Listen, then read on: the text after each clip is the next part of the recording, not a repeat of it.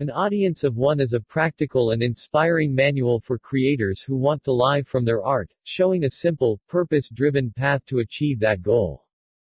Want to launch a creative career online and start living off your art? There's nothing easier.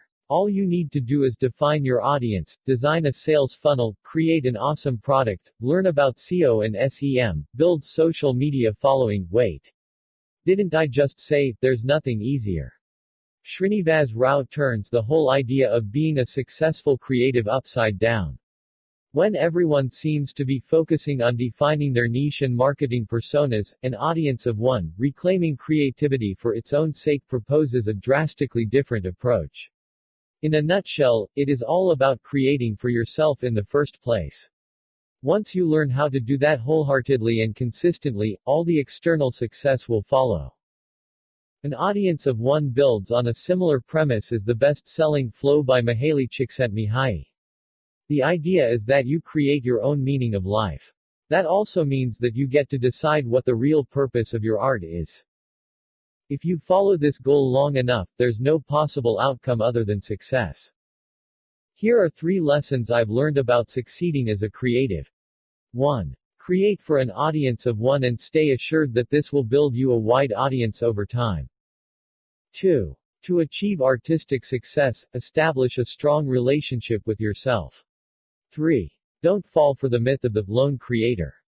If you are serious about making your art a central part of your life and career, this book is the fast track to help you. Let's dive in. Lesson 1. To build an audience, start by creating for yourself. Many beginner creators get hung up on the idea of delivering specific products to precisely defined audiences. While this is not wrong, it rarely works at the beginning of your creative career. When you are just starting with your craft, you are much better off focusing on creating for an audience of one yourself. The reasons to do this are numerous, but let's look at the 2 big ones that Rao highlights. First, creating for yourself helps you cultivate your internal motivation, rather than relying on the external accolades. This is essential if you are serious about pursuing a creative career in the long run. Because externally driven factors, like the number of fans or financial rewards, are beyond your control, you can't rely on them as a means to sustain your creativity. Instead, you should focus on your inner drive and enjoying the process. Another reason why you should create for yourself first is that developing a strong voice takes time. If you are not a good writer now, it doesn't mean that you can't get great with time and practice. But if you start publishing your work immediately, you may quickly become discouraged by critical opinions and drop the idea of writing altogether. This is when the cliché motivational slogans are wise to follow. Be your own biggest fan. Create the art that you would like to see yourself. But most importantly, know thyself. Lesson 2. To be a successful creative, you have to be in touch with yourself. The popular, no pain no gain, philosophy has spread widely in the internet productivity community and has also affected artists. While it is generally true that you need to work hard to succeed, that's not the whole story. You also need time away from your craft so that you can build a relationship with yourself. According to Srinivas Rao, there are 3 crucial elements to this: trusting yourself, being present, and spending time alone. Trusting yourself is a prerequisite to finding your unique voice. You need to become clear on your deepest values. You can't afford to be wishy-washy about them. Only stating boldly what you stand for will empower you to convey your message in a clear, original way. The art of being present in the moment is challenging to anyone in the culture based on distractions like social media and advertising. But mindfulness is an important skill to master for a creative. By paying attention to what's happening in your mind and environment, you notice new ideas and sparks of inspiration flowing through your experience.